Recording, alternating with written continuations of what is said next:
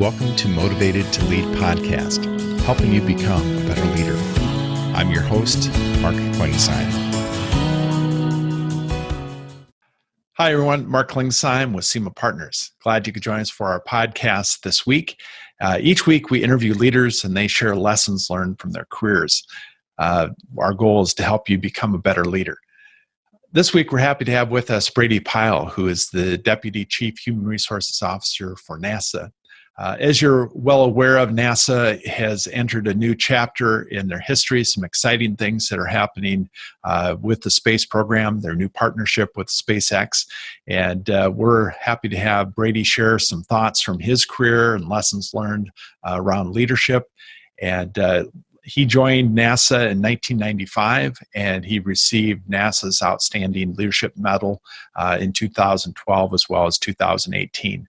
Looking forward to our conversation with Brady. So happy to have with us Brady Pyle, who's joining us from Houston. And Brady, I guess first off, can you give us just a little bit of your story and your career? Sure, thank you, Mark.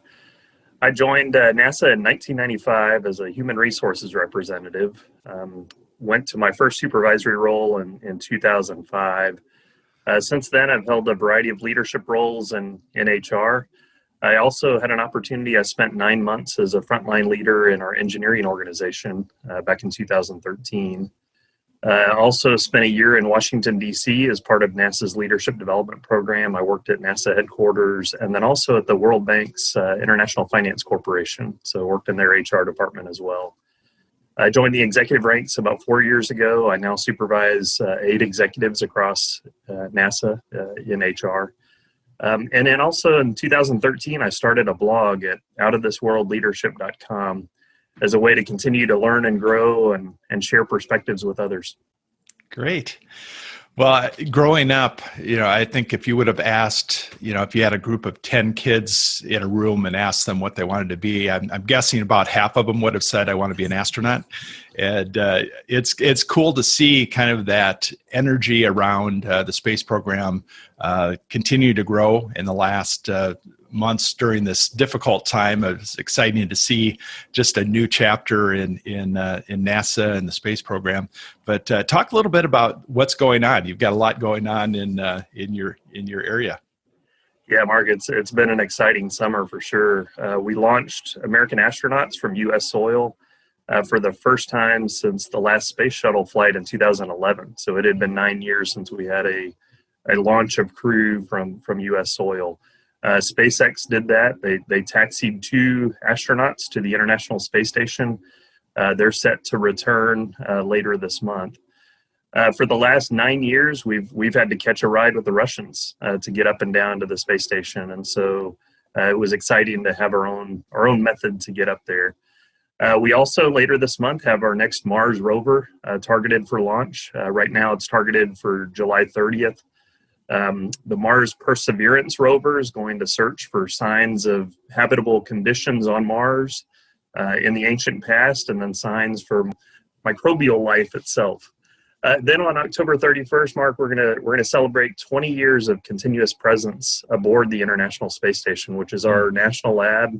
It's done a bunch of critical research, but more importantly, it's strengthened international partnerships. It's 16 countries involved.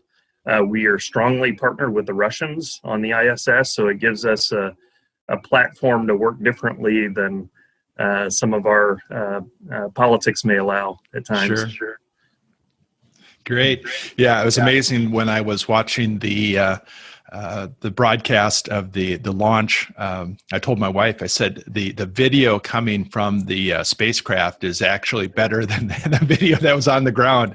And I remember, as a kid, going around watching the first walk on the moon and just kind of the grainy film. And now it's almost like they're in the next room and they've got cool suits too. So that's and displays. They had great displays in their spacecraft as well. Sure.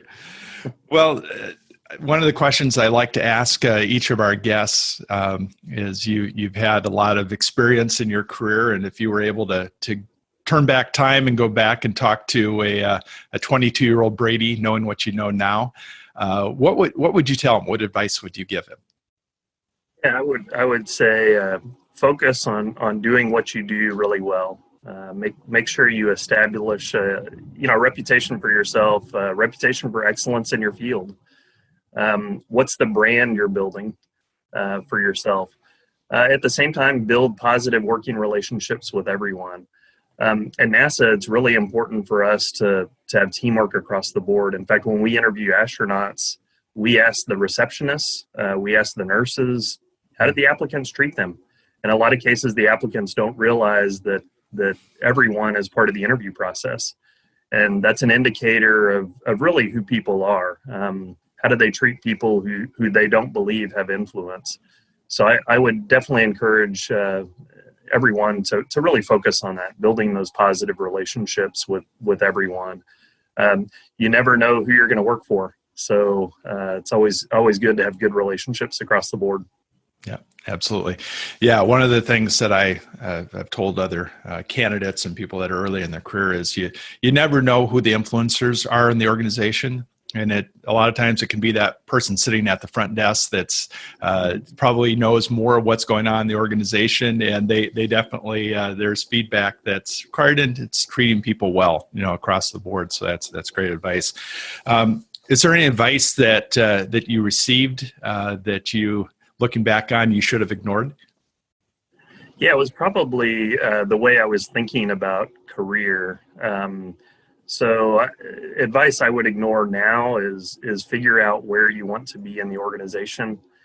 My goal very early in my career was to be the HR director at the Johnson Space Center here in Houston, which I considered to be kind of a pinnacle role.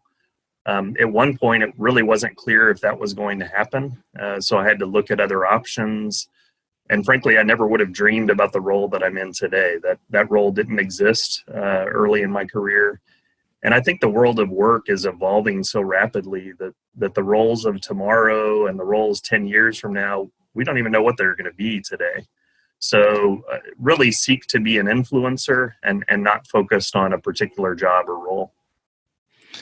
Yeah, I'm sure when you mentioned that you're dealing with a lot of different people across the organization, and you've seen a lot of leaders within the organization. What advice would you give a kind of a new leader as they're moving into kind of that leadership role? What would you tell them, or tips that you would have? Yeah, I have two real tips. My first tip would be to get a mentor. In fact, I tend, when I talk to more seasoned leaders, I ask the question, who's on your Mount Rushmore of mentors? You should have people who have influenced you from a career and a life perspective. As a new leader, I sought out someone who had a little bit more experience than I did and kind of walked the path. And in 2004, just immediately following the Space Shuttle Columbia accident, in HR, we were doing a lot of hiring at the time. And at the time, I had a young family. I had a daughter who was 4 and then a son who was 2. And so I would come home, I'd have dinner with the family, and then I would go back into work to work on the hiring packages that needed to be done. And my mentor just stopped me and asked the question. He said, "Hey, are you focused on your relationship with your wife? It's easy as a young dad to really focus on the kids and everything's kind of revolving there and the work focus as well." So that question really made me pause and made me reevaluate, and I made some adjustments that looking back on it, I think, wow, if I didn't have someone to point that out, how things could have been different. And also, while that's kind of a personal life thing, I have seen where personal life struggles come into the workplace. I mean, we can't separate work and personal life easily. So that's a big piece of advice. Get a mentor. The second is to have more questions than answers. As a new leader, a lot of times new leaders are promoted into positions because they've demonstrated that technical competence and technical excellence. So in a lot of cases, they have answers. But how are you growing your team to really have answers themselves? So approach it as having more questions than answers. Early on in my career, I thought, hey, I needed to craft a vision for the team. And so crafted a vision, presented it to the team, and it fell flat. team members said, well, wait a minute, we have our own ideas about the future, and you're just handing us your ideas. Fortunately, I learned that lesson early in my career, and subsequently have really sought to get input from the team and build a shared vision for the future. So, a couple of pieces there, having more questions than answers, but also don't put pressure on yourself that you've got to have the vision yourself. Really, it's more effective and more important to build that with the team. That's good. So somebody that's maybe inheriting their first team, or they're building out a team, what advice would you give them as they're doing that and hiring? Yeah, that's always an exciting time as a leader. I think the first thing as a leader, you have to know yourself. I often refer to the mirror as your most powerful leadership tool. Knowing your strengths, knowing your capabilities, and being able to surround yourself with people with complementary strengths. So looking at people who are different from you, who bring diversity to the team, because you and the team will greatly benefit. I also really encourage leaders to include other perspectives with you in that selection process. Having a panel of people provide interviews and perspective into that selection is really a good way to go to also get their perspective on, hey, who of the candidate pool will most complement you as a leader. I have to ask this question. So what is your favorite question to ask an astronaut as you're looking for that next person?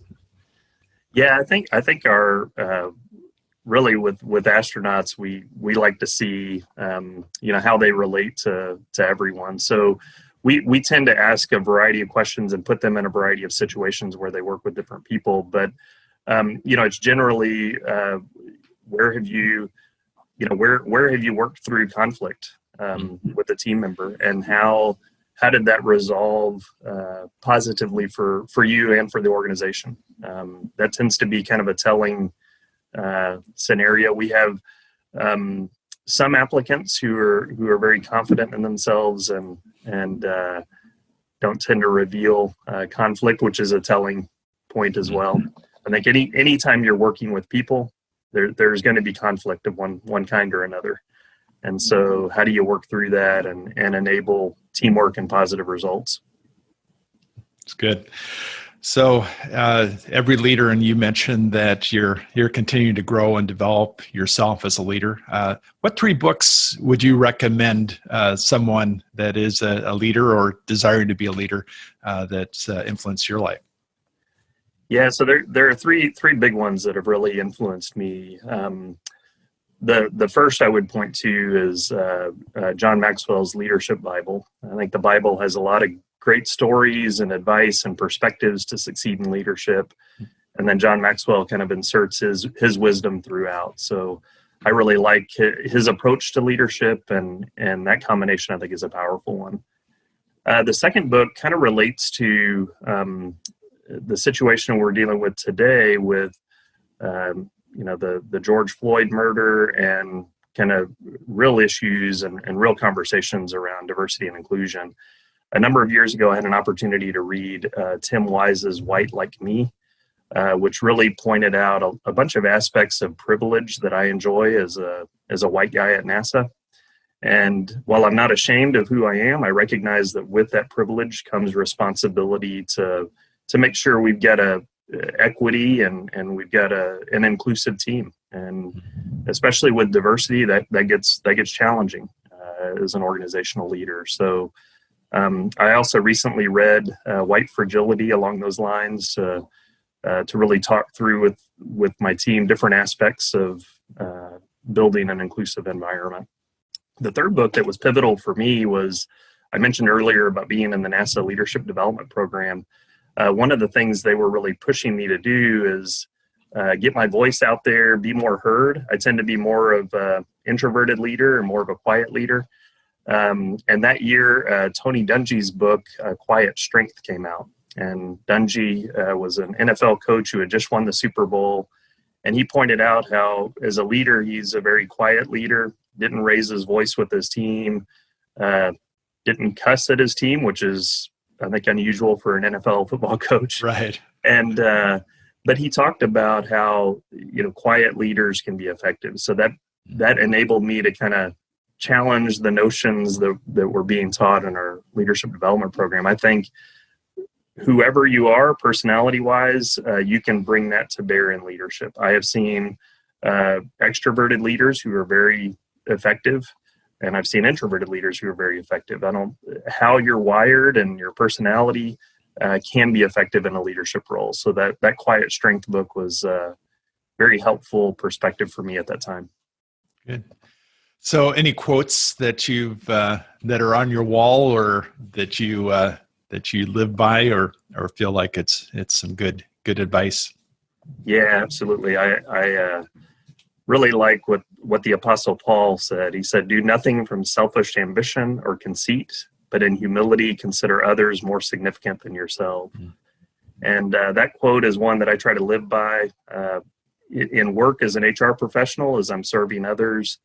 As a blogger, my byline for my blog is serving leaders who shoot for the stars, and certainly try to live that way as well. Balancing that humility and listening to others and serving others is very important. Yeah, I think there's been a lot written on servant leadership and serving your team, and I think it's always you learn real quickly about a leader, kind of how they approach working with others and how they treat the team that they're responsible for. Outside of work, which it sounds like during the last probably couple months there hasn't been a lot of free time, but outside of work, what do you do to stay focused and recharge?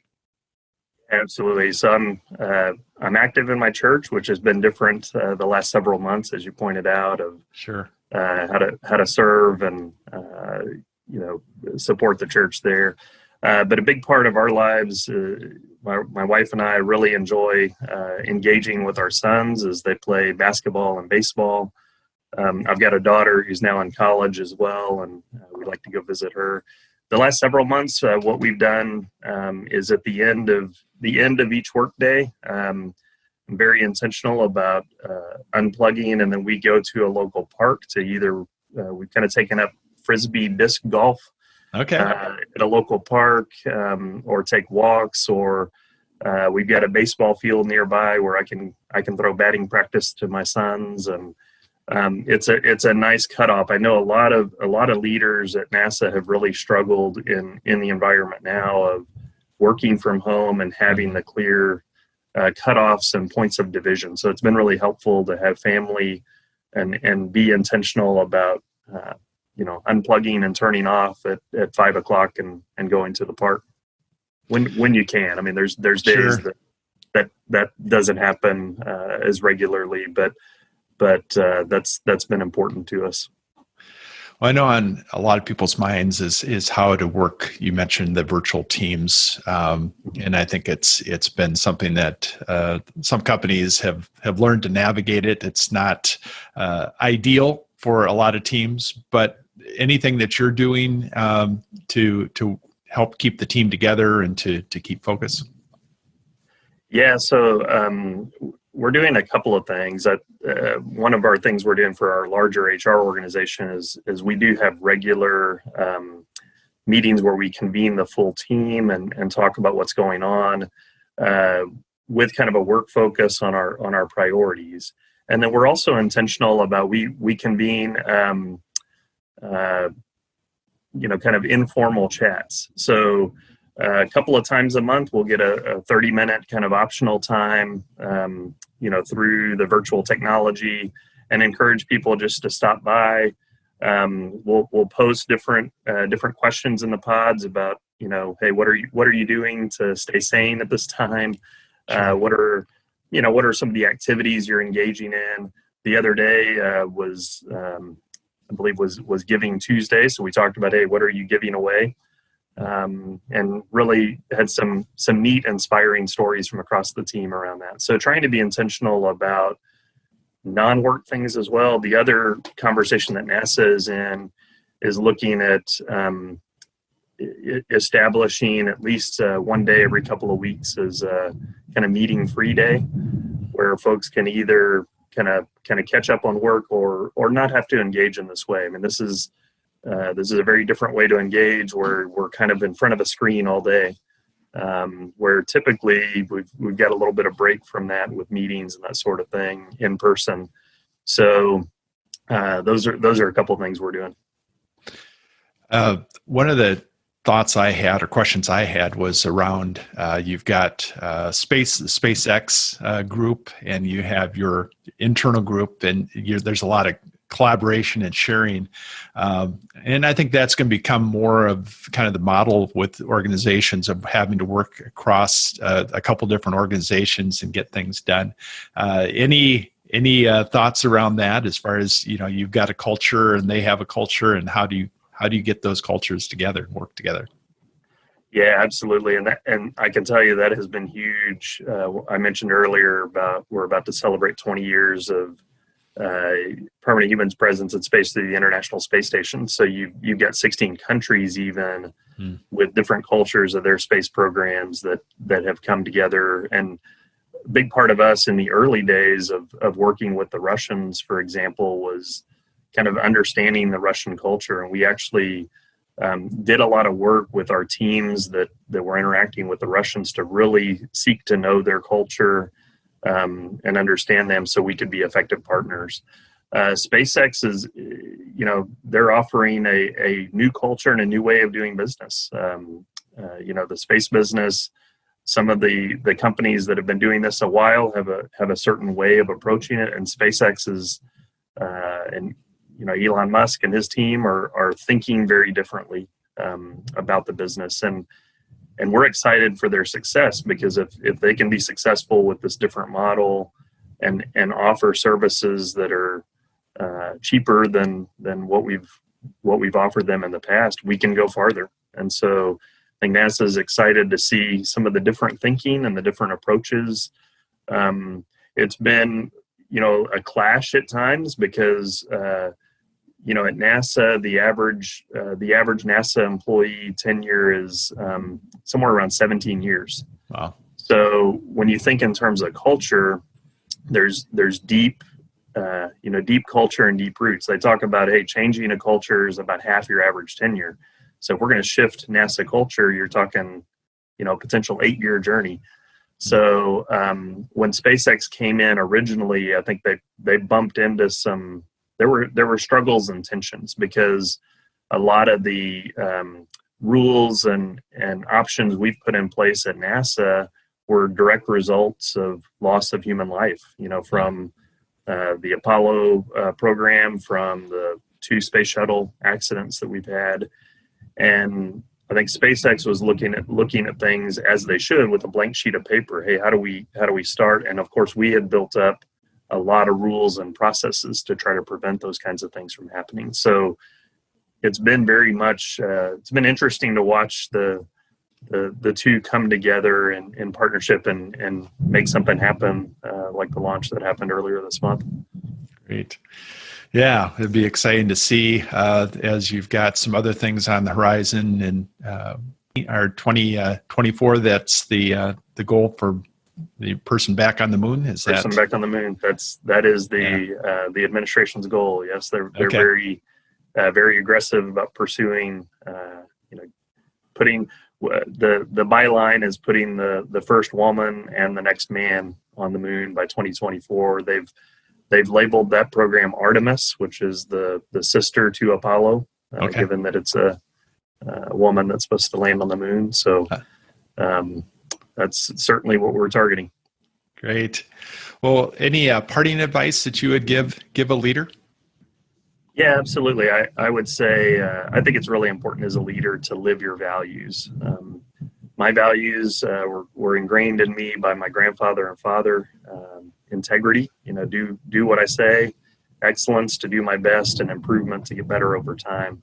I think if you do those things, then you can sing a refrain of one of my favorite songs that says, when it's finally time to say goodbye, there's nothing to prove, nothing to lose, and nothing to hide. Well, thanks, Brady. This has been a lot of fun. And mention again your blog for those that are listening, that you can check that out. Yeah, blog is at Out of This World Leadership. which is all one word, outofthisworldleadership.com. I think you could also get to it through connecting with me on LinkedIn or Twitter. I'm out there on Twitter as well. Great. Thanks. I wish you continued success, and also for the space program that continues to you hit your goals, and it'll be fun to watch. Thank you, Mark. Thanks for having me on today. Thank you for listening to the Motivated to Lead podcast. Please subscribe on iTunes. You can also see a video version of this interview at motivatedtolead.com. This podcast is brought to you by SEMA Partners, helping you find your next great leader.